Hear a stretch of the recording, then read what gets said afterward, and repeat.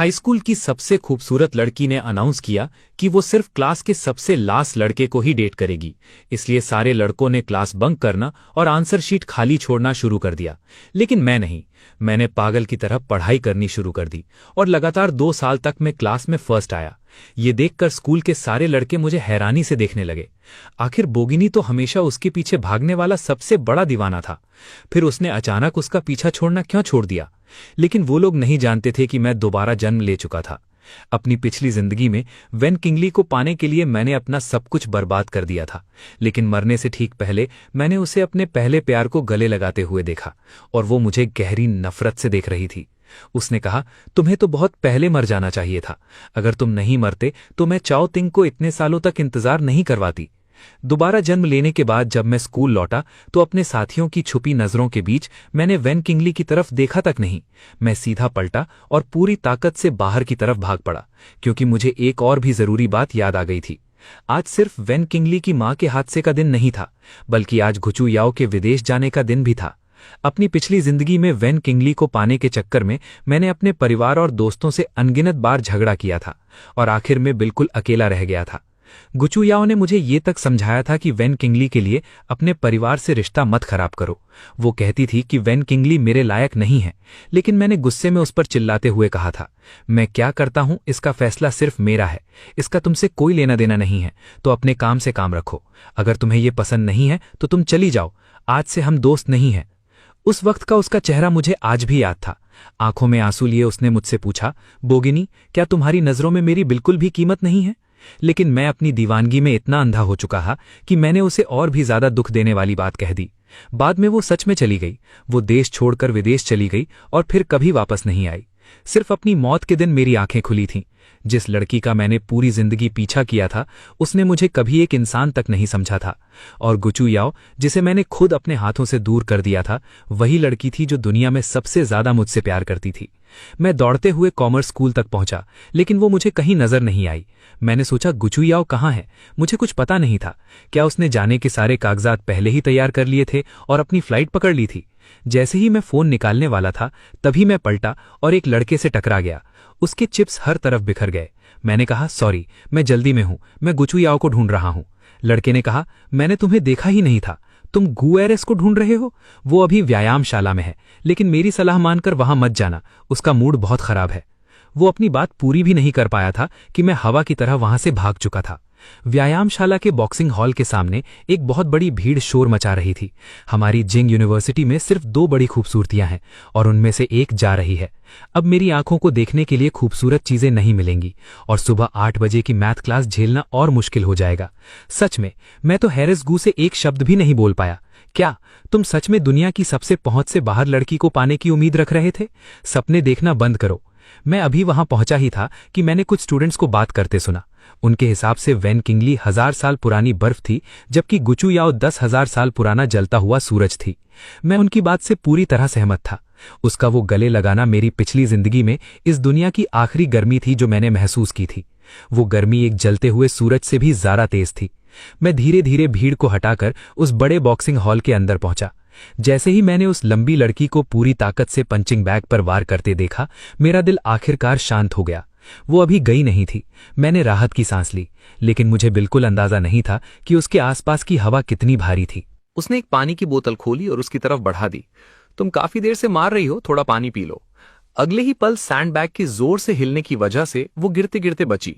Side में खड़ा ज़ायुनचू बेचारी की तरह सर हिला रहा था। उसके पास मत जाना, अभी उसका गुस्सा बहुत ज्यादा है, संभल कर, कहीं आसपास के लोगों को नुकसान ना हो जाए। मैं उस लड़की की सिकुड़ी हुई भावों और आंखों में जल रहे साफ गुस्से को देख रहा था और मुझे कल उससे कही हुई अपनी बात याद आ गई। अगर वो अभी इतने गुस्से में है तो जरूर मेरी कल की बातों की वजह से ही होगी, है ना? तभी आसपास से फुसफुसाहट होने लगी। अरे, बोजिंगयान यहाँ क्या कर रहा है? ये तो आमतौर पर डब्ल्यू किंगली के पीछे ही भागता रहता था। जैसे ही हमारी नजरें मिली, वो एक पल के लिए रुक गई, फिर चुपचाप अपनी नजरें फेर लीं। मैं सर झुकाए उसकी तरफ बढ़ा और सोचने लगा कि माफी कैसे मांगू, लेकिन इससे पहले ही उसकी मजाक उड़ाती हुई आवाज सुनाई दी। तो जनाब, तुम्हें इतना डर था कि मैं चली जाऊंगी कि खुद ये देखने आ गए कि मैं सच में जा रही हूं या नहीं? हम 10 साल से भी ज्यादा समय से बचपन के दोस्त थे। हम एक दूसरे के असली नाम जानते थे, प्यार से बुलाने वाले नाम भी और अजीब से मजाक वाले नाम भी। हमने तो एक दूसरे को कुत्ते और बिल्ली के नाम तक दिए थे, लेकिन उसने कभी मुझे जनाब इतनी ठंडी और चुभने वाली आवाज में नहीं बुलाया था। मैंने उसके आसपास खड़े दोस्तों की तरफ एक नजर डाली, फिर मैंने आंखें बंद की और हिम्मत जुटाई। सिस्टर चुयाओ। गी चुयाओ ऐसे झटके से पलटी जैसे उसे बिजली का झटका लगा हो। वो धीरे धीरे मेरी तरफ मुड़ी और अविश्वास से जमे मेरे चेहरे को घूरने लगी। बोजिंगयान, क्या तुम पर कोई भूत सवार हो गया है या क्या? लेकिन मेरी आंखों में एक हल्की सी खुशी चमक उठी। काम कर गया। अब वो मुझे जनाब नहीं बल्कि मेरे असली नाम से बुला रही थी। मैं उसके सामने बिल्कुल गंभीर होकर खड़ा हुआ। मुझे सच में माफ कर दो, कल मैंने अपना दिमाग खो दिया था, इसलिए तुमसे वो सब कह दिया। क्या तुम ऐसा कर सकती हो जैसे मैंने कुछ कहा ही नहीं था? मुझे माफ कर दो और प्लीज मत जाओ, ठीक है? मेरे इन पछतावे से भरे शब्दों के निकलते ही जैसे पिछले 2 दिन से उसके दिल पर जमा काले बादल हल्की हवा के साथ धीरे धीरे हटने लगे। उसके होठों पर एक बहुत हल्की मुस्कान उभरी, जैसे कुछ हुआ ना हो। उसने अपने बॉक्सिंग के दस्ताने उतारे और एक तरफ फेंक दिए। तुम माफी मांग रहे हो? ये तो पहली बार हुआ है। लेकिन अगले ही पल उसकी आंखों की शरारती चमक अचानक ठंडी पड़ गई। बोजिंगयान, ये उम्मीद बिल्कुल मत रखना कि मैं तुम्हें डब्ल्यू किंगली को पाने में मदद करूंगी। मैं तुरंत बोला, मैं अब उसके पीछे नहीं भागता। इस बार गी चुयाओ बिल्कुल शांत रह गई। वो ऐसे हक्की बक्की रह गई जैसे उसने अपने कानों पर यकीन ही न किया हो। तुमने अभी क्या कहा? मैं उसके पीछे नहीं भागता, मैंने कसम खाकर कहा। लेकिन अगले ही पल उसने अपना हाथ मैंने माथे पर रख दिया। तुम सच में बीमार हो गए हो क्या? कहीं तुम्हें बुखार तो नहीं? उसे मेरी बात पर बिल्कुल यकीन नहीं हो रहा था। आसपास खड़े सारे स्टूडेंट्स भी ये सब देख रहे थे, लेकिन उनमें से किसी को भी मेरी बात पर भरोसा नहीं हो रहा था। जैसे ही बू चुयाओ मुझे इलाज के कमरे में ले जाने वाली थी, मैंने उसका हाथ धीरे से हटा दिया। मुझे बुखार नहीं है और मेरी दिमागी हालत बिल्कुल ठीक है। मुझे पता है कि अभी तुम्हें मेरी बात पर यकीन करना मुश्किल है, लेकिन उसने मेरी बाकी की एक भी बात नहीं सुनी। उसकी पूरी नजर और सारा ध्यान उस हाथ पर था जो मेरा हाथ पकड़े हुए था। तभी दरवाजे की तरफ से मेरे साथ बैठने वाले लड़के की आवाज गूंजी। ये सुनते ही मैं पलटा। आखिर मैंने तुम्हें ढूंढ ही लिया। प्रिंसिपल तुम्हें अभी अपने ऑफिस में बुला रहे हैं। रुको, मैं पहले। मेरे साथी ने मेरा हाथ पकड़ा और मुझे खींचने लगा। छोड़ो, बहुत जरूरी है। मैंने सर हिलाया और धीरे से गुवायो का हाथ छोड़ दिया। फिर मैंने उसकी तरफ देखकर कहा, क्या तुम थोड़ी देर मेरा इंतजार कर सकती हो? मैं वापस आकर तुम्हें सब कुछ समझाऊंगा। गुवायो, मैं तुमसे विनती करता हूं, मत जाना, ठीक है? श्योंचो ये सब देख रहा था और उसके मन में धीरे धीरे शक पैदा होने लगा। लेकिन सोनन को इस सब का जरा भी एहसास नहीं था, बल्कि उसे तो ये सब बिल्कुल बेवकूफी लग रहा था। ये कैसा मजाक है? मैं यहाँ हूं, बड़ी बहन। जाने का वक्त लगभग आ गया है, मैं तुम्हें हवाई अड्डे तक छोड़ने चलती हूं। उसने अपना बैग उठाया और जाने के लिए तैयार हो गई, लेकिन हमारे बीच से निकलते वक्त उसके कंधे पर जोर से टक्कर लगी। आह, तुम्हें क्या हो गया है? ऐसे कहाँ जा रहे हो? सोनन ने उसे बिल्कुल उलझन भरी नजरों से देखा। विदेश जाने के लिए? तुम वहां पढ़ने नहीं जा रही थी क्या? जब तुम्हें बाहर की हर चीज इतनी पसंद है तो खुद ही चले जाओ। ये सुनते ही मुझे समझ आ गया कि वो अब विदेश नहीं जाएगी। मेरा चेहरा तुरंत खुशी से खेल उठा। मैंने कहा, फिक्र मत करो, वो अपने साथी के साथ चला गया है। मेरा इंतजार करना, मैं तुम्हें दोबारा ढूंढ लूंगा। बॉक्सिंग हॉल के दरवाजे पर खड़े लोग ये सब देखकर बिल्कुल हैरान थे और आपस में फुसफुसा रहे थे। जैसे मुझे जवाब देने के लिए उस लड़की के होठों से बहुत हल्की सी आवाज निकली। उसने धीरे से अपना हाथ उठाया और उंगलियों के सिरों को अपनी नाक के पास ले आई। पता नहीं कितने समय बाद उसने मेरा हाथ पकड़ा था, लेकिन इस बार उस हाथ का एहसास बिल्कुल अलग था। बचपन में जब हम छोटे थे तब जैसा बिल्कुल नहीं था। श्याउनचू से देख रहा था और उसके चेहरे पर खुशी साफ नजर आ रही थी। उसकी नजरें मेरी पीठ पर टिकी हुई थी और वो इतना ध्यान से देख रहा था जैसे अपनी नजरें हटा ही नहीं पा रहा हो। वो खुद को रोक नहीं पाई और फोन निकालकर चुयाओ को खबर कर दी। क्या तुम्हें यकीन है कि बूजिग्नान तुम्हारा फायदा नहीं उठा रहा?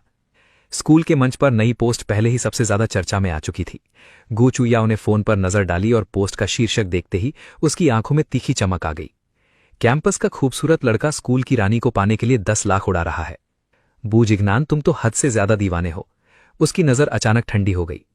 वो मेरा फायदा उठाए या नहीं, अयान, इस बार तुमने ही मुझे रोक लिया है।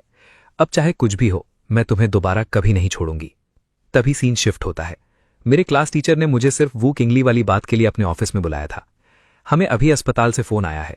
ऑपरेशन के खर्चे का पैसा समय पर मिल जाने की वजह से वू किंगली की मां को जरूरी इलाज मिल सका।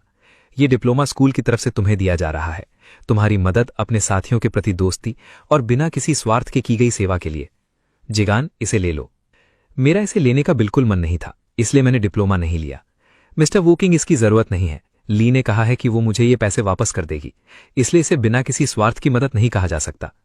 जब मैं ऑफिस से बाहर निकला तब तक बारिश रुक चुकी थी। मैंने हल्का सा चेहरा ऊपर उठाया और अपनी त्वचा पर पड़ती धूप की गर्मी को महसूस किया। सिर्फ उसी पल मुझे लगा कि मैं सच में दोबारा जन्म ले चुका हूं। इस बार मैं अपना मौका जरूर पकड़ूंगा, अपनी जिंदगी को संभालूंगा और उन सब लोगों को दिल से अपनाऊंगा जो सच में मुझसे प्यार करते हैं।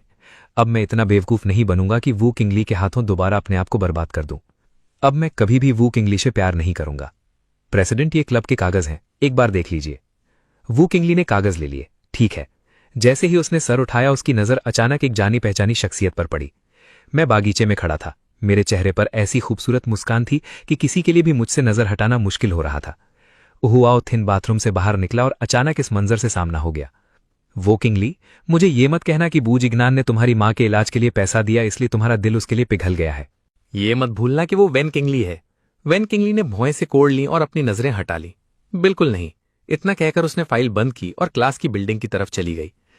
चेन मुबे बाथरूम से भागता हुआ बाहर आया। उसने अभी हाथ भी पूरी तरह नहीं सुखाए थे कि उसकी नजर चाओ टिंग पर पड़ी, जो अभी अभी वेन किंगली से बात करके आ रहा था। वो मजाक उड़ाने वाले अंदाज में उसके पास गया और उसके कंधे पर हल्का सा धक्का मारा। हमारी खूबसूरत वेन, पूरी यूनिवर्सिटी की मशहूर लड़की, बता उसने तुमसे क्या कहा? ओह, कुछ खास नहीं, बस उसने मुझे अपनी मां के अस्पताल वाली हालत के बारे में बताया। चैन मुबे के चेहरे पर शरारती मुस्कान आ गई। अपनी मां के हादसे के बाद से वो सच में बहुत उदास है। उसने किसी और से अपनी बात शेयर नहीं की, सिर्फ तुमसे। शायन, तुम उसकी नजरों में जरूर बहुत खास हो। शायन ने हल्की सी टेढ़ी मुस्कान दी।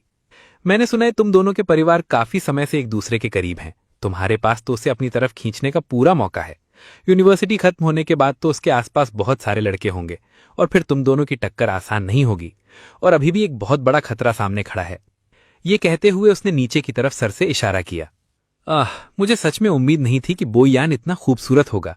ऊपर से उसका परिवार भी इतना अमीर है। ऐसा अमीर लड़का वेन किंगली के पीछे भाग रहा है। तुझे डर नहीं लगता कि वो उसकी तरफ खिंच जाएगी? तो अच्छा ही है। वैसे भी मुझे कोई बेवफा लड़की नहीं चाहिए। चैन मुबे ये सुनकर एक पल के लिए बिल्कुल जम गया। फिर भी कन कभी बोयान से प्यार नहीं करेगी। लेकिन चैन मुबे इस बात से बिल्कुल सहमत नहीं था। तू कुछ ज्यादा ही बेफिक्र है। चाओ टिंग ने दूर देखते हुए जवाब दिया। ये बेफिक्री नहीं है, बस बात इतनी है कि कुछ लोग पूरी जिंदगी मेहनत करने के बाद भी उतना नहीं पा सकते जितना दूसरे लोगों के लिए सिर्फ शुरुआत होती है। वो अपनी बात पूरी ही कर रहा था कि अचानक पास से एक तेज आवाज गूंज उठी। चैन मुबे ने उसकी नजर का पीछा किया और व्यायामशाला के दरवाजे पर नजर डाली। वहां मशहूर लड़कियों का एक ग्रुप बाहर निकल रहा था। उनमें सबसे ज्यादा नजरें खींचने वाली लड़की कोई और नहीं बल्कि गूचू याओ थी। हॉटिंग को गूचू याओ को बिना पलक झपकाए देखकर चैन मुबे थोड़ा चौंक गया। चैन मुबे के चेहरे को देखकर हॉटिंग मुस्कुराया। जैसे तुमने कहा, हम यूनिवर्सिटी में हैं। यहां हर किसी के पास नए लोगों से मिलने का बराबर मौका है और मैं एक भी मौका हाथ से नहीं जाने दूंगा। इतना कहकर उसने अपनी किताबें उठाईं और व्यायामशाला की तरफ चल दिया। लोगों के एक ग्रुप से गुजरते वक्त उसकी एक किताब गलती से उनसे टकरा गई और जमीन पर गिर पड़ी। लेकिन किसी ने उस पर ध्यान नहीं दिया। दोनों बस एक दूसरे से पास से निकल गए। तभी सीन शिफ्ट होता है। रात होते ही जिंग यूनिवर्सिटी के लड़कों के हॉस्टल की सारी लाइट्स जल चुकी थीं। मैं 4 लोगों वाले कमरे में रहता था। मेरे अलावा वहां चाओ टिंग और नानजोंग थे। मैं अपना चेहरा धो रहा था, तभी मैंने अपने साथियों को आपस में बातें करते और बीच बीच में जोर से हंसते हुए सुना। मैं भी खुद को रोक नहीं पाया और हंस दिया। अच्छा, नानजोंग ने अपने बिस्तर से सर बाहर निकाला। आयन, तुम किस बात पर हंस रहे हो? हम सब जानते हैं कि तुम वेन किंगली को पसंद करते हो। वो बर्फ जैसी खूबसूरत लड़की है जिसके पास पहुंचना आसान नहीं, और हैरिस गू तुम्हें जरा भी पसंद नहीं। लेकिन सच बताऊं तो उस लड़की की जो खूबसूरती और शान है, उससे भी प्रभावित न होना तुम्हारा ही नुकसान है। चैन मुबे ने तुरंत सिर हिलाकर उसकी बात का समर्थन किया। ये तो बहुत बड़ा नुकसान है। मैं अब वेन किंगली से प्यार नहीं करता। दोनों ने मुझे ऐसे देखा जैसे मेरी बात उनके दिल पर लग गई हो। तुम ये बात पहले भी 800 बार कह चुके हो और अगले ही दिन फिर उसके सामने उसकी तरफ देखते हुए दुम हिलाने लगते हो। प्लीज खूबसूरत लड़के, हमें इस बात से थोड़ा छोड़ दो। हमारे कान अब और नहीं सुन सकते।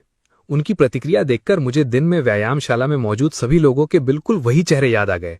रहने दो, वक्त खुद तुम सबको सच दिखा देगा। तभी ऊहा ने दरवाजा खोला और अंदर आ गया। किस बात की चर्चा हो रही है? लगता है काफी मजा आ रहा है। मेरा चेहरा धोने का हाथ तुरंत रुक गया। मैंने धीरे से पलटकर उसकी तरफ देखा। दोबारा जन्म लेने के बाद यह पहली बार था जब मैंने उसकी आंखों में सीधा देखा था। मैं कभी नहीं भूल सकता कि कैसे उसने मुझे एक जबरदस्त लात मारकर उन कई सीढ़ियों के ऊपर से नीचे ढकेल दिया था। मुझे आज भी वो ठंडी सी पीड़ा और हड्डियों तक चीरती हुई वो भयानक तकलीफ याद थी। अपनी पिछली जिंदगी में सिर्फ इसलिए क्योंकि वेन किंगली ने कहा था कि वो मेरे अपने छोटे भाई जैसा है, मैंने भी उसे अपने परिवार का हिस्सा समझ लिया था। मैंने उसे अपना दिल और अपनी पूरी जिंदगी दे दी थी। लेकिन बदले में मुझे सिर्फ सबसे बुरी धोखेबाजी मिली, और मेरे पास उसके और वैन किंगली के संबंध को साबित करने वाली तस्वीरें भी थीं। मुझसे निचोड़कर मेरा सब कुछ लेने के बाद उसने मेरी जान तक ले ली थी। उस खौफनाक धोखे को याद करते ही मैंने हो चॉटिंग को घूर कर देखा। नफरत के कारण मेरी आंखों के कोने तक लाल हो गए थे, लेकिन हो चॉटिंग का ध्यान कहीं और था। उसने मेरे चेहरे के बदले में कुछ भी नोटिस नहीं किया। वो बस खुशी से मेरे पास आया और मेरे कंधे पर हाथ रख दिया। और आज रात तुमने इतनी जल्दी चेहरा क्यों धो लिया? तुमने मुझसे वादा किया था ना? वो अचानक मेरे कान के पास आया और धीरे से बोला, आज रात मेरे साथ एक बार फिर गाने की प्रैक्टिस करोगे। कौन सी प्रैक्टिस? मेरी उलझन भरी शक्ल देखते ही युवशान की आंखों में घबराहट की हल्की सी चमक आ गई। अरे हाँ, वो बेहतरीन गायक वाली प्रतियोगिता, तुम भूल गए क्या? तभी मुझे अचानक याद आया, हर साल राजधानी की कई यूनिवर्सिटीज मिलकर कैंपस के बेहतरीन गायक को चुनने के लिए एक बड़ी प्रतियोगिता करती थीं। जो भी जीतता उसे उस वक्त की मशहूर नई संगीत एप्लीकेशन का चेहरा बनने का मौका मिलता। युवशाइन ने भी इसमें नाम दिया था, लेकिन ऑनलाइन पहली जांच में ही उसका गाना चुनाव से बाहर हो गया था। इसी वजह से उसने मेरी मदद लेने का फैसला किया था और मेरी आवाज से अपनी जगह गाना गाने को कहा था। कई दौर पार करने के बाद वो बड़ी अंतिम प्रतियोगिता तक पहुंच गया था।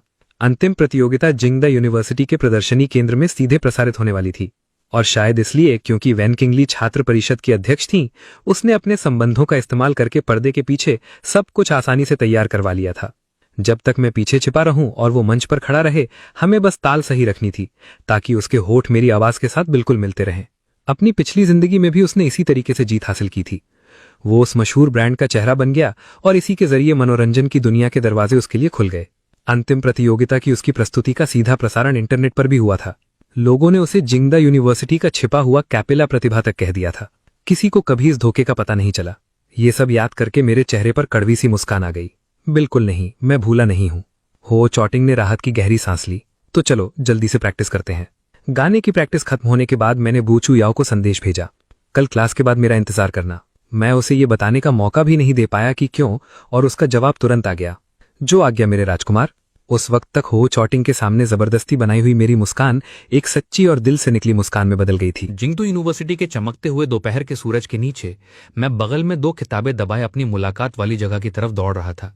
वहां पहुंचकर मैंने देखा कि गूचो याओ पहले से ही आ चुकी थी। वो चेरी के पेड़ के नीचे आधी लेटी हुई थी। जैसे ही मैं उसके पास गया, मैंने देखा कि उसकी आंखें बंद थीं। पास से उसका नाजुक चेहरा और भी खूबसूरत लग रहा था। वो इतनी खूबसूरत थी कि मेरा दिल एक पल के लिए रुक सा गया। मुझे यकीन ही नहीं हो रहा था कि इतने सालों तक मैं सिर्फ वाई किंगली के पीछे पड़ा रहा, और मैंने कभी ध्यान ही नहीं दिया कि मेरी बचपन की दोस्त इतनी खूबसूरत लड़की बन चुकी है। मैं चुपके से उसके पास गया और सोचा कि उसके सिर पर हल्का सा छोटा सा थपकी मारूंगा, लेकिन मेरी उम्मीद के बिल्कुल विपरीत। जैसे ही मैंने हाथ बढ़ाया, उस लड़की ने तुरंत मेरा हाथ पकड़ लिया। अरे बोजिंग यान, तुम किस पर छुपकर हमला करने की कोशिश कर रहे हो? गूचो याओ ने धीरे से आंखें खोली। उसकी गहरी और बेपरवाह नजरों में हल्की सी मुस्कान थी। तुम्हारी आंखें तो अभी बंद थी ना? आंखें बंद होने पर भी मैं तुम्हारी खुशबू महसूस कर सकती हूं। तू कुत्ता है क्या? तू किसकी बेइज्जती कर रहा है? मैंने मुस्कुराते हुए तुरंत अपना अंदाज बदल लिया। नहीं, मैं तुम्हारी तारीफ कर रहा हूं। तुम्हारी सूंघने की शक्ति कमाल की है। गूचो याओ ने मुझे देखा और तुरंत समझ गई कि मुझे उससे कोई काम है। चलो सीधा बताओ, तुमने मुझे यहां क्यों बुलाया? सच में मेरे दिमाग में एक छोटी सी योजना थी। मैं बेहतरीन गायक वाली प्रतियोगिता के अंतिम दौर में थोड़ी हेराफेरी करने वाला था, लेकिन वाई किंगली छात्र परिषद की अध्यक्ष थी, और उसकी नजरों से बचने के लिए पूरी जिंगडा यूनिवर्सिटी में सिर्फ एक ही इंसान ऐसा काम कर सकता था, और वो थी हमारी होशियार और अमीर गू हैरिस। क्योंकि यूनिवर्सिटी के आधे से ज्यादा सामान गू परिवार के दान से आया था। मैंने उसे अपनी पूरी योजना और क्या क्या करना है सब कुछ समझा दिया। मुझे लगा था वो मुझे जरूर डांटेगी, लेकिन मेरी हैरानी के लिए उसने बिना एक पल सोचे सिर हिला दिया। मेरी आंखों में उलझन साफ थी। गूचो याओ ने उसे एक पल में समझ लिया। उसने हाथ उठाया और मेरे माथे पर हल्की सी चुटकी काट ली। मैं चिल्लाया और पलटकर जवाब देने ही वाला था, लेकिन तभी मुझे एहसास हुआ कि वो अभी भी मेरा हाथ मजबूती से पकड़े हुए थी। छोटे नाशुक्रे, इतने सालों में जब भी तुमने कोई बेवकूफी की, काम हमेशा मैंने ही संभाला। जब तुम दीवार फांदकर भागते थे तो मैं तुम्हारे लिए सीढ़ी बन जाती थी। जब तुम्हें डांट पड़ती थी तो सजा भी मैं ही लेती थी। अगर तुमने किसी को मारने का फैसला भी कर लिया होता तो चाकू भी मैं ही तुम्हारे हाथ में देती। तो तुम्हारे लिए इतनी सी मदद करना मेरे लिए कोई बड़ी बात नहीं है। मेरी आंखों में आंसू आ गए और मेरी आवाज कांपने लगी। गू याओ, तुम सच में सबसे अच्छी हो। अगर तुम सबसे अच्छी हो तो क्या तुम मुझे एक छोटा सा इनाम नहीं दोगी? कैसा इनाम? गू चो याओ के होठों पर हल्की सी मुस्कान आई। कल की तरह मुझे बड़ी बहन चू याओ बुलाओ। आमतौर पर मैं इस बात को सीधा मना कर देता, लेकिन उस वक्त मैं इतना भावुक था कि उसे बड़ी बहन कहने की बात हो या कुछ और, मैं सबके लिए हाँ कह देता। मैंने उसकी तरफ पूरी ईमानदारी से देखा। अगर मैं तुम्हें सच में अपनी बहन मान लूं तो तुम मेरी असली बहन से भी ज्यादा अच्छी हो। मेरी हैरानी के लिए उसका चेहरा एकदम जम गया। फिर उसने बिल्कुल ठंडे और पक्के अंदाज में मना कर दिया, बिल्कुल नहीं। लेकिन क्यों? क्या तुम्हें डर है कि मैं गू परिवार में शामिल होकर तुम्हारी विरासत हड़प लूंगा? तो तुम मेरी विरासत हड़पना चाहती हो? बिल्कुल, मैं तुम्हें आखिरी पैसे तक लूटना चाहता हूं। तो फिर तुम्हें मेरी बहन बनने की जरूरत नहीं है। इसके लिए एक और ज्यादा आसान, तेज और पूरी तरह से कानूनी तरीका है। कौन सा? लेकिन उसने कुछ नहीं कहा, वो बस मुस्कुराती रही, और उसकी वो मुस्कान छुपाए नहीं छुप रही थी। ठीक है, अगर तुम नहीं बताना चाहती तो रहने दो, मैं चलता हूं। गुयाओ ने मेरा हाथ पकड़ लिया। भागने की बिल्कुल कोशिश मत करना। तुमने अभी तक मुझे मेरे प्यार वाले नाम से नहीं बुलाया। उसकी बात सुनते ही मैं इतनी तेजी से मुड़ा कि लगभग सीधा उसकी बाहों में जा गिरा। अगर तुम मुझे बड़ी बहन चुयाओ नहीं कहना चाहते तो तुम मुझे प्यारी बड़ी बहन भी बुला सकते हो।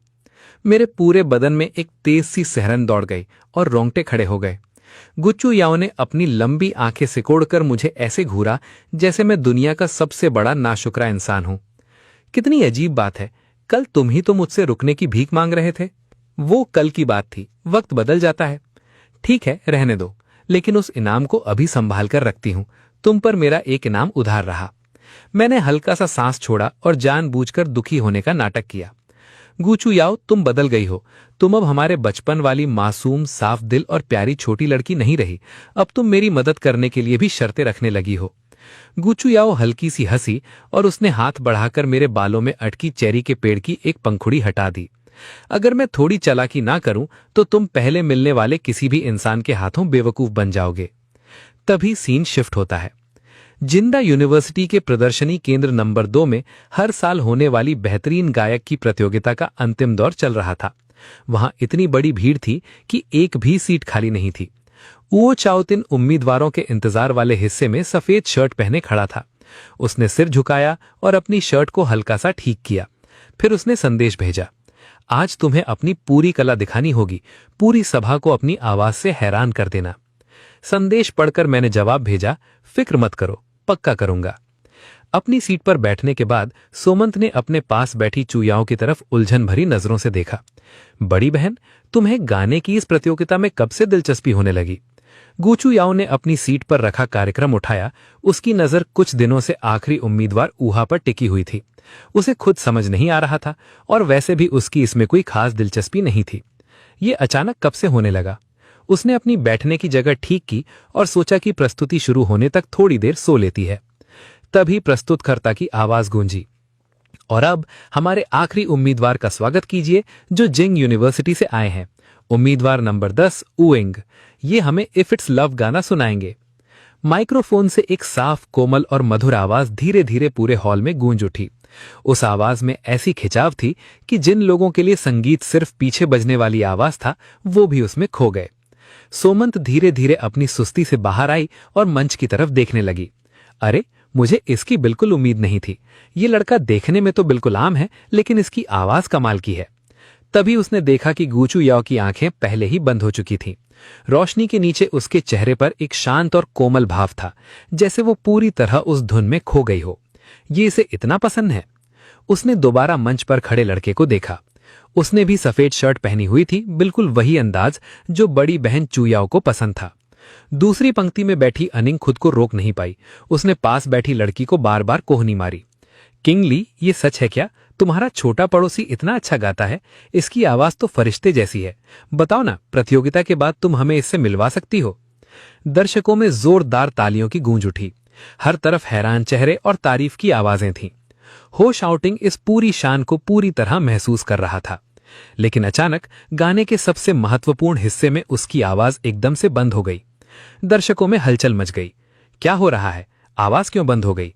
ये अजीब है। मैं तो देख रहा हूं कि योसाओ किंग के होंठ अभी भी हिल रहे हैं। लगता है माइक्रोफोन में दिक्कत है। कुछ पल बाद उहेन को आखिर समझ आया कि क्या हुआ है। घबराहट में उसने तुरंत अपना मुंह बंद कर लिया। आयोजक तुरंत मंच पर चढ़ गया और उसका माइक्रोफोन जांचने लगा। अजीब है, इसमें तो कोई दिक्कत नहीं है, फिर अचानक आवाज क्यों बंद हो गई? फिर भी एहतियात के लिए हम तुम्हें दूसरा माइक्रोफोन दे देते हैं। नहीं, जरूरत नहीं है। जब इसमें कोई दिक्कत नहीं है तो मैं जारी रखता हूं।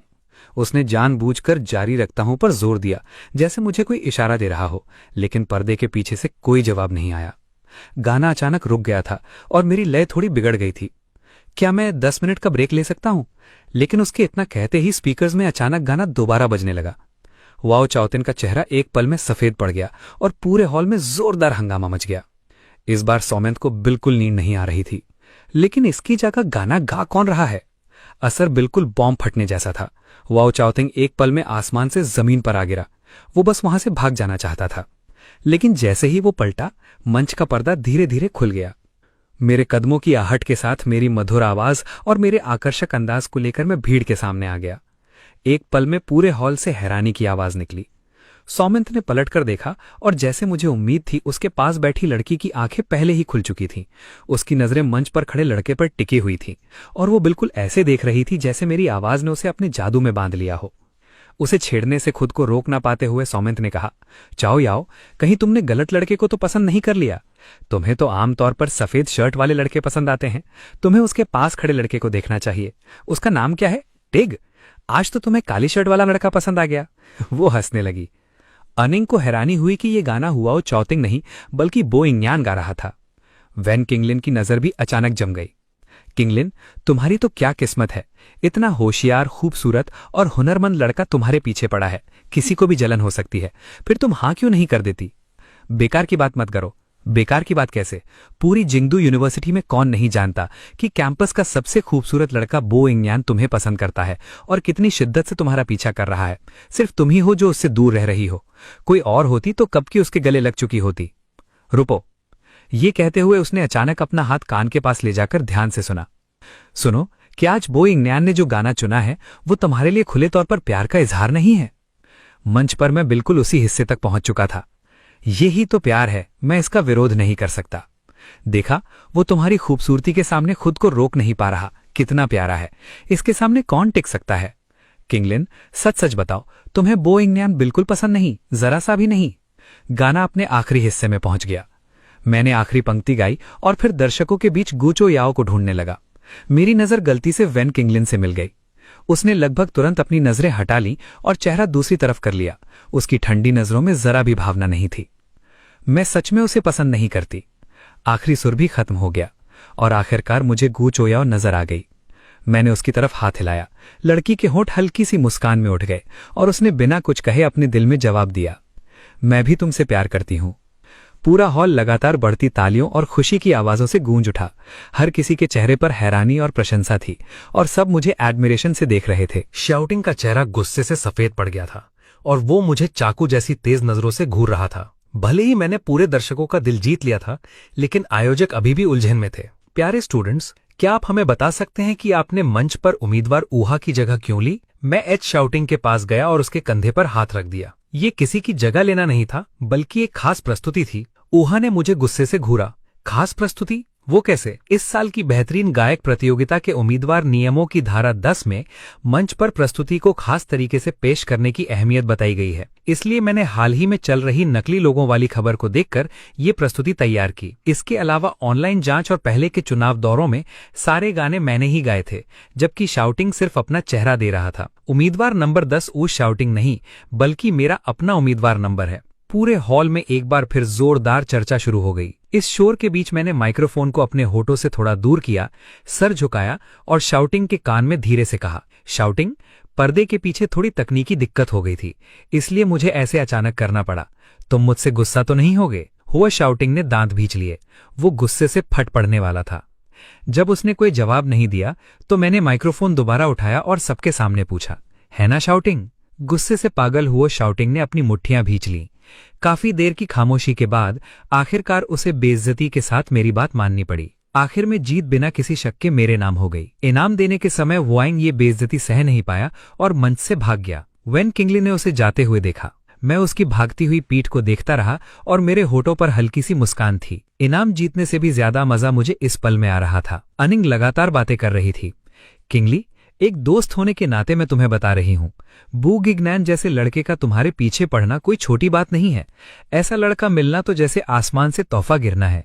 अगर तुमने इसका फायदा नहीं उठाया और कोई दूसरी लड़की उसे ले गई तो तुम्हें बहुत पछतावा होगा। लेकिन वैन किंगली तब तक अपनी सीट छोड़ चुकी थी। उसी वक्त पहली पंक्ति में गुयाओ भी खड़ी हो गई। दोनों एक दूसरे के पास से गुजरी। एक बाहर की तरफ दौड़ी जबकि दूसरी सीधा मंच की तरफ बढ़ गई। प्रशंसकों के साथ तस्वीर खिंचवाने के दौरान गुयाओ ने बिल्कुल स्वाभाविक तरीके से अपनी बाहें खोल दी और मुझे अपनी बाहों में भर लिया। लेकिन जब मुझे छोड़ने का वक्त आया तो ऐसा लगा जैसे उसका मन ही नहीं कर रहा था। मैंने भी उसे गले लगा लिया। जब मैं उसे छोड़ने लगा तब मैंने महसूस किया कि वो अभी भी मुझे मजबूती से पकड़े हुए थी। गले मिलना कुछ ज्यादा ही लंबा हो रहा था। तभी मुझे अपने पेट पर किसी बहुत सख्त चीज का दबाव महसूस हुआ। मैंने आंखें नीचे की और देखा वहां चैंपियन रंग का एक तोहफे का डिब्बा था। ये क्या है? गू चोयाओ ने आखिरकार मजबूरी में मुझे छोड़ दिया। खोलो और देखो। मैंने ढक्कन उठाया और डिब्बा खुलते ही मेरी आंखें चमक उठी। फूलों की ताजी खुशबू हवा में फैल गई। अंदर सुंदर और ताजे फूल रखे थे। साथ में एक छोटा सा कार्ड भी था जिस पर लिखा था, छोटे चैंपियन को बधाई हो।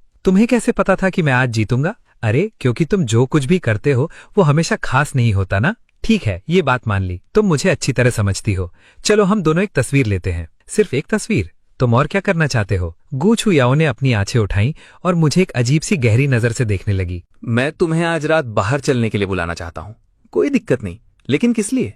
ये गो चुयाओ ने बात करते करते अचानक हाथ उठाया और मेरे माथे पर हल्की सी चुटकी मार दी, अपना उधार चुकाने के लिए। मैंने अपना माथा सहलाया। पिछले कुछ समय में वो मुझे 2 बार अचानक मार चुकी थी। तुम सच में बहुत कंजूस हो। मैं तुम्हारा सिर्फ एक ही एहसान चुकाना बाकी हूं। तुम्हें उसे वापस लेने की इतनी जल्दी है? गुचुयाओ ने बेपरवाह सी मुस्कान दी। मैं जवाब देने ही वाला था कि उसने मेरा हाथ पकड़ लिया। कैमरे की तरफ देखो। चीज। तभी सीन शिफ्ट होता है। रात को हॉस्टल बिल्कुल खाली था। मैंने चैन मोबे और चुनजो की जगह की तरफ देखा। कुछ देर पहले ही वो मुझे खाने पर बुलाने के लिए संदेश भेज रहे थे, लेकिन अब दोनों की कुर्सियां खाली थीं। इसके बारे में ज्यादा सोचने की जरूरत नहीं थी। हो चाओ 3 जरूर उन दोनों को जबरदस्ती खींच कर ले गया होगा ताकि अपनी किस्मत का रोना रो सके। मेरा दिमाग खराब करने का कोई मन नहीं था। मैं कपड़े बदलकर सीधा गुचुयाओ से मिलने चला गया। लेकिन वहां पहुंचते ही मुझे पछतावा होने लगा। मुझे अफसोस हुआ कि मैंने उसे खाने की जगह चुनने दी होती, क्योंकि अपने साथियों के साथ खाने के चक्कर में आखिर में उन्होंने मुझे अकेला ही छोड़ दिया था। नतीजा ये हुआ कि मेरा पेट भूख से जोर जोर से गुर्रा रहा था। मैं गुयाओ से पूछने ही वाला था कि क्या उसने खाना खा लिया है, लेकिन मेरी हैरानी के लिए मिलते ही उसने जादू की तरह अपनी पीठ के पीछे से केक का एक डिब्बा निकाल लिया। ये सब मेरे लिए है? तुम्हारे अलावा इस मिठाई के दीवाने से और कौन खाना चाहेगा? किसने कहा कि बहुत सारे लड़के हैं जिन्हें ये पसंद है? उसकी पहचानी हुई नर्म और मुलायम मिठास को महसूस करते ही मेरा दिल भावनाओं से भर गया। गुयाओ, तुम इतनी अच्छी कैसे हो? मैं उसके पास जाने ही वाला था कि अचानक उसने अपना हाथ बढ़ाकर मेरी आंखें ढक ली और मुझसे थोड़ा दूर हो गई। तुम क्या कर रही हो? कुछ नहीं।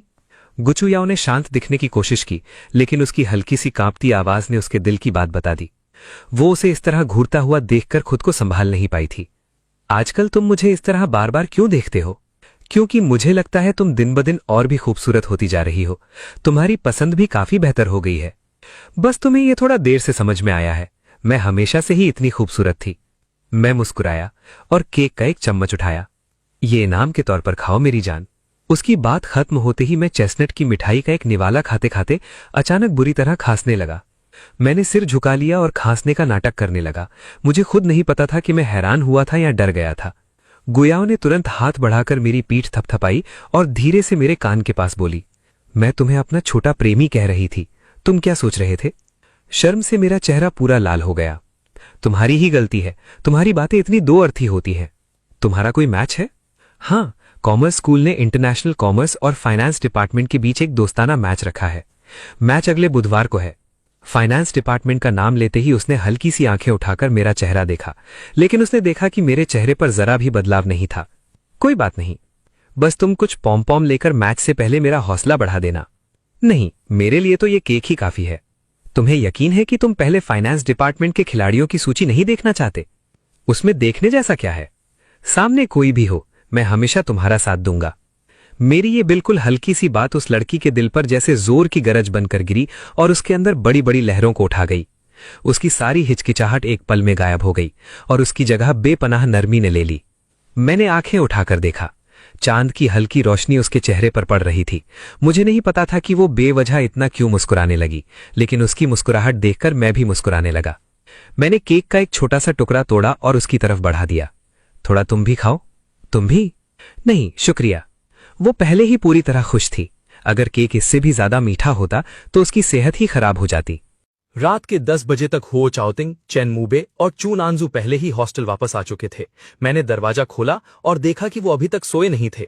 मुझे लगा कि हुओ चाओतिंग ने मुझे मेरे खिलाफ भड़का दिया है और तीनों मिलकर मुझ पर हमला करने वाले हैं। लेकिन मेरी उम्मीद के बिल्कुल विपरीत चेन मूबे और चू नानजू ने हमेशा की तरह मुझे सामान्य तरीके से सलाम किया। वहीं हुओ चाओतिंग अपना गुस्सा और मंच पर हुई बेइज्जती भूल चुका था और खुशी खुशी कपड़े बदल बदल कर देख रहा था। न्यूबे, तुम्हें क्या लगता है, मुझ पर ये खेल वाला कपड़ा ज्यादा अच्छा लग रहा है या ये हिप हॉप वाला? खेल वाला ज्यादा अच्छा है, मैच के लिए भी ये ज्यादा ठीक रहेगा। कौन सा मैच? अभी खाने के बाद वेन किंगली ने मुझे नीचे मिलने के लिए बुलाया था। लगता है कॉमर्स स्कूल इन दिनों एक मैच करवा रहा है और वो फाइनेंस डिपार्टमेंट की तरफ से खेल रहा है। उसने मुझे खास तौर पर टीम के नेता के रूप में बुलाया है ताकि मैं उसका हौसला बढ़ाऊं। वैसे तुम और चुंजू भी आओगे, मैंने तुम दोनों के लिए बहुत अच्छी जगह रखी है, वहां बहुत सारी खूबसूरत लड़कियां भी होंगी। ये कहने के बाद चेन मूबे और चू नानजू ने एक साथ मेरी तरफ देखा। उनकी नजरों में मेरे लिए साफ दया थी। अब मुझे समझ आया कि थोड़ी देर पहले गुयाओं ने मुझे फाइनेंस डिपार्टमेंट के खिलाड़ियों की सूची देखने के लिए क्यों कहा था। लगता है ये लड़की भी नहीं मानती कि मैंने वेन किंगली का पीछा छोड़ना छोड़ दिया है। हुओ चाओतिंग ने बात करते हुए चुपके से अपना कपड़ा थोड़ा नीचे किया और मेरी प्रतिक्रिया देखने लगा। लेकिन जब उसने देखा कि मेरे चेहरे पर जरा भी भावना नहीं थी तो उसके चेहरे की गर्व भरी मुस्कान धीरे धीरे एक मजाक उड़ाती हुई टेढ़ी मुस्कान में बदल गई। तभी सीन शिफ्ट होता है। बुधवार को जिंग यूनिवर्सिटी के हरे भरे मैदान पर कॉमर्स स्कूल ने इंटरनेशनल कॉमर्स डिपार्टमेंट और फाइनेंस डिपार्टमेंट के बीच एक दोस्ताना वॉलीबॉल मैच रखा था। मैच शुरू भी नहीं हुआ था, लेकिन मैदान के आसपास पहले ही बहुत बड़ी भीड़ जमा हो चुकी थी। खास तौर पर हौसला बढ़ाने के लिए आए समर्थकों के ग्रुप और खेल की लड़कियां एक के बाद एक अंदर आ रही थीं। हुओ चाओतिंग सबसे आगे था और फाइनेंस डिपार्टमेंट की टीम का नेता बनकर अपनी टीम को मैदान के बाएं हिस्से की तरफ ले जा रहा था। सोमंत ने सामने वाली टीम को अपने पॉम पॉम हिलाते और जोर जोर से नारे लगाते देखा, लेकिन उनकी तरफ पूरी तरह सन्नाटा था। उलझन में उसने कहा, बड़ी बहन चुयाओ, तुम्हारी हौसला बढ़ाने वाली लड़कियां कहाँ हैं? सामने वाली टीम के नेताओं को देखो, उनके यहाँ तो पूरा जोश है। आमतौर पर जो खूबसूरत लड़के तुम्हारे पीछे भागते हैं उनकी लाइन जिंग यूनिवर्सिटी से लेकर ज्यूरिक के फेडरल पॉलिटेक्निक तक लग सकती है, और अब जब सबसे जरूरी वक्त आया है तो एक भी नहीं है। गुच्चोयाओ ने वॉलीबॉल को अपने हाथों के बीच उछाला। ये क्या कह रही हो? कोई नहीं है, वॉलीबॉल तो है, लेकिन लड़कियां कहाँ हैं? वो अपनी बात पूरी भी नहीं कर पाई थी कि अचानक उसके आसपास जोरदार शोर मच गया। जिज्ञासा में सुमंत ने पलटकर भीड़ की नजर का पीछा किया। मैं हरे मैदान पर आगे बढ़ रहा था। मैं इतना सज धज कर और चमकता हुआ लग रहा था कि खिलाड़ियों और दर्शकों से खुशी भरी चीखें निकल गई। सुमंत दूसरी बार बिल्कुल जमसी गई। खुशी से आनिंग ने पास खड़ी लड़की के कंधे पर बार बार हाथ मारा। किंगली, कैंपस का सबसे खूबसूरत लड़का तुम्हारा हौसला बढ़ाने आ गया है। मेरी खूबसूरती ने पूरी यूनिवर्सिटी में जैसे हलचल मचा दी थी और सबको अपनी शान दिखा दी थी। लेकिन वेन किंगली पूरे सुकून से इस मंजर को देख रही थी। मुझे देखते ही टुनजू की आंखें हैरानी और खुशी से चमक उठी। चेन मूबे को भी मैं काफी खूबसूरत लग रहा था, लेकिन वो ज्यादा कुछ कहने की हिम्मत नहीं कर रहा था, बस बार बार यूहा की तरफ देख रहा था। और बिल्कुल वही हुआ जिसकी मुझे उम्मीद थी। जैसे ही यॉस चाओतिंग की नजर मेरी नजर से मिली, उसकी आंखों में धीरे धीरे गहरी नफरत भर गई। उसकी नजरों में पूरा गुस्सा और घिन साफ दिख रही थी। गुचियो मेरी तरफ लगातार देख रही थी। जैसे जैसे मेरी शख्सियत उसके सामने साफ होती गई, उसकी आंखों में चमक आ गई। वो आ गया, गुयाओ वो आ गया। गुचियाओ के होठों पर हल्की सी टेढ़ी मुस्कान आ गई। मेरा बच्चा आ गया। सुमंत और भी ज्यादा उलझ गई। बड़ी बहन चुयाओ, तुम मेरे साथ मजाक कर रही हो क्या? वेजिगेन तो वेन किंगली का हौसला बढ़ाने के लिए आया है। मैं मैदान के बाएं हिस्से में कदम रखते हुए फाइनेंस डिपार्टमेंट की टीम के पास पहुंच रहा था। तभी हुलिटीन ने घमंड भरी आवाज में कहा, बेजिंग यान, फाइनेंस डिपार्टमेंट ने तुम्हें बुलाया नहीं है। जहां तक मुझे पता है, बिना बुलाए घुस आना तुम्हारे जैसे इंसान को शोभा नहीं देता। मैंने उसे बिल्कुल नजरअंदाज कर दिया। उसे और वेन किंगली को मैंने ऐसे देखा जैसे वो दोनों मेरे सामने मौजूद ही ना हो। हाथ के एक छोटे से इशारे के साथ मैं सीधा मैदान के दूसरे हिस्से की तरफ चलता रहा। ये देखकर वेन किंगली ने हल्की सी भौहें सिकोड़ ली। दर्शकों में किसी को भी समझ नहीं आ रहा था कि क्या हो रहा है। मैं दोनों हाथ पीठ के पीछे रखे सीधा उनके सामने जाकर खड़ा हो गया। गुचियाओ ने मेरी पीठ के पीछे की तरफ देखते हुए मजाक भरी नजर डाली। तुम हमसे क्या छुपा रहे हो? मैंने एक भौं उठाई और भारी सी मुस्कान दी। मेरी आंखों में नाचती शरारती चमक देखते ही गुचियाओ को तुरंत अंदेशा हो गया कि कुछ गड़बड़ होने वाली है, और अगले ही पल मैंने अपनी पीठ के पीछे से एक बहुत बड़ा लंबा बैनर निकाल लिया। मैंने उसे सबके सामने खोल दिया। चमकते लाल रंग के बड़े बैनर पर काले बड़े अक्षरों में साफ लिखा था, अनंत आकर्षण, तुम सबसे बेहतरीन हो, गुचो याओ मैदान की असली रानी। जैसे ही सोम ने ये पढ़ा, उसने पानी मुंह से बाहर निकाल दिया। पूरा दर्शक दल जोर जोर से हंस पड़ा। गुचियाओ ने शर्म से अपना चेहरा हाथ से छुपा लिया। बुक्शियान, तुम सच में बहुत पुराने ख्यालों वाले हो। मैं हल्की सी टेढ़ी मुस्कान के साथ उसकी तरफ झुका। पुराने ख्यालों वाला? इसमें गलत क्या है? ये तो तुम्हारे अंदाज से बिल्कुल मिलता है। नहीं, शर्माओ मत, इसे पूरी तरह अपनाओ। गुचियाओ ने मुझे मारने के लिए हाथ उठाया, लेकिन मैं पहले से तैयार था। एक तेज हरकत के साथ मैंने उसका वार बचा लिया। हमारी ये छोटी सी प्यारी और अपनापन भरी नोकझोंक मैच शुरू होने से पहले ही सबका ध्यान खींचने लगी। माहौल जोश और उत्साह से भर गया था। सिर्फ वेन किंगली ही थी जो इस पूरे मंजर को ठंडी नजरों से देख रही थी। उसके पास खड़ी खानिंग को भी उसके आसपास की ठंडक महसूस हो गई। मैंने पहले ही कहा था, बीजिंग यान जैसा लड़का, इतना खूबसूरत और इतना हुनरमंद, उसके पीछे कोई भी लड़की पागल हो सकती है। अगर ध्यान नहीं दिया तो कोई दूसरी लड़की उसे ले जाएगी। यॉस चाउटिंग भी ये सब देखकर हक्का बक्का था। चैन मुबे का चेहरा हैरानी से भरा हुआ था। ये कब से अयान को गू हेलेत जानता है? चू नानजुम ने भी उलझन में सिर हिला दिया। मुझे कुछ पता नहीं। तभी रेफरी की सीटी बजी और मैच आधिकारिक रूप से शुरू हो गया। सबको लगा था कि यूनिवर्सिटी का दोस्ताना मैच एक हल्का फुल्का और मजेदार खेल होगा, लेकिन खेल आगे बढ़ते ही साफ महसूस होने लगा कि कुछ ठीक नहीं था।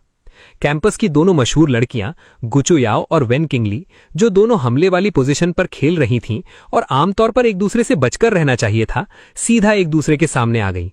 हवा में बिजली जैसा तनाव और गुस्सा भर गया। दर्शक भी मेरे बैनर वाला नारा लगाने लगे, अनंत आकर्षण, तुम सबसे बेहतरीन हो, गुचो याओ मैदान की असली रानी। गुचो याओ ने भीड़ में मेरी तरफ दिल का इशारा किया। मैं तालियां बजाते हुए उसकी तरफ देखकर आंखों तक मुस्कुराया। खेल के 10वें मिनट में इंटरनेशनल कॉमर्स ने एक और हमला किया, 2-0। दर्शकों ने दोबारा खुशी से जोर जोर से चिल्लाना शुरू कर दिया। गुचुयाओ और वेन किंगली एक दूसरे के पास से गुजरी। गुचुयाओ ने हल्का सा मजाक उड़ाते हुए मुस्कुराकर कहा, तुम्हें चकमा देना तो सुबह की खाली सड़क पार करने जितना आसान है। वेन किंगली का चेहरा तुरंत तन गया और उसकी शक्ल बिगड़ गई। उसके बाद उसका खेल और भी ज्यादा तेज और आक्रामक हो गया, लेकिन इससे मैच का रुख जरा भी नहीं बदला। इंटरनेशनल कॉमर्स लगातार सब कुछ अपने नाम करता जा रहा था, जबकि फाइनेंस टीम एक के बाद एक बुरी हार झेल रही थी। शुरू में नैंजो ये सब मजे के लिए देख रहा था, लेकिन कुछ ही देर में उसे भी समझ आ गया कि कुछ अजीब है। नैंजो, क्या तुम्हें नहीं लगता कि गुयाओ और वेन किंगली के बीच का माहौल कुछ ज्यादा ही अजीब है?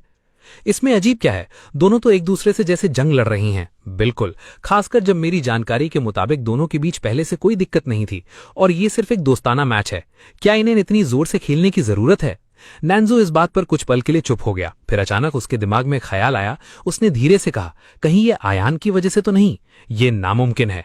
नैंजो ने आवाज धीमी रखी थी, लेकिन वहां ने फिर भी सुन लिया और तुरंत उसे टोक दिया। बेजिगेन और गु एरिस एक दूसरे को कब से जानते हैं? गु एरिस सिर्फ बेजिगेन की वजह से किंगली के खिलाफ क्यों खेलेगी? और किंगली के लिए भी ये बात और भी नामुमकिन है। वो बस जीतना चाहती है, बस इतनी सी बात है। चैन मुबे और चू नैंजो ने कुछ पल सोचा और फिर सिर हिला दिया। वो चाउटिंग अब भी मैच देख रहा था। उसका चेहरा तनाव से तना हुआ था। आखिर रेफरी की आखिरी सीटी गूंज उठी। इस दोस्ताना मैच का अंत 7-0 की जबरदस्त जीत के साथ हुआ। इंटरनेशनल कॉमर्स डिपार्टमेंट ने फाइनेंस डिपार्टमेंट को बुरी तरह हरा दिया था। मैच खत्म होते ही सारे खिलाड़ी और खुशी से पागल दर्शक गु चुयाओ को बधाई देने के लिए मैदान में दौड़ पड़े। हुआ चाउटिंग भी उनमें शामिल था, लेकिन सबकी नजरों के बीच खड़ी हमारी स्टार को जैसे किसी और चीज की परवाह ही नहीं थी। हाथ में चमकता हुआ सोने का मेडल लिए वो भीड़ को चीरकर सीधा मेरी तरफ आई और मेडल मेरे गले में पहना दिया। उसने हल्का सा सिर उठाकर मेरी तरफ देखा। उसकी आंखों में इतनी गहरी नरमी थी कि कोई भी उसमें डूब सकता था। सोमंत के पूरे बदन में ये मंजर देखकर सेहरन दौड़ गई। मैं याओ हूं बड़ी बहन। सिर्फ 3 दौर भी पूरे नहीं हुए और वो यूनिवर्सिटी के स्टार पर पूरी तरह फिदा हो गई। मैंने मुस्कुराते हुए मेडल उतारा और उसे दोबारा उसके गले में पहना दिया, लेकिन मेरी हैरानी के लिए मेडल पहनाते ही उसने मुझे बहुत मजबूती से अपनी बाहों में भर लिया। उसके गले लगाने में एक अजीब सा अपनापन और हक जताने वाला अंदाज था। मैदान पर हमारी इतनी करीबी झप्पी ने आसपास से चीखों और कैमरे की लगातार चमक की एक लहर पैदा कर दी।